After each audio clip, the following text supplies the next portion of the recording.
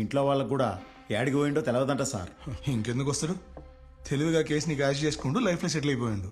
వాళ్ళ ఇంటోళ్ళు కూడా కంప్లైంట్ అంటే వాళ్ళు కూడా మస్తు సెటిల్ అయిపోయింటారు.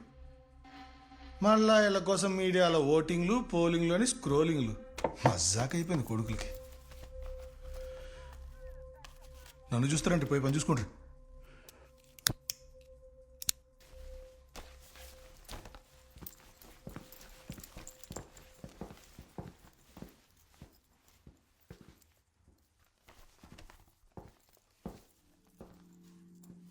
సారు, మీరేమనుకోనంటే ఒక్క విషయం చెప్తాను సారు.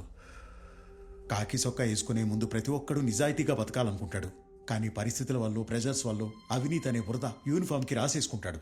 కానీ జంగయ్య అట్టంటోడు కాదు సార్, నీతిని నమ్మిండు. ఇందాక వాళ్ళ ఇంట్లో వాళ్ళు కూడా కనబడతా లేదు, కంప్లైంట్ ఇయ్యలేదని మీరన్నారు సార్. గాడి ఇంట్లో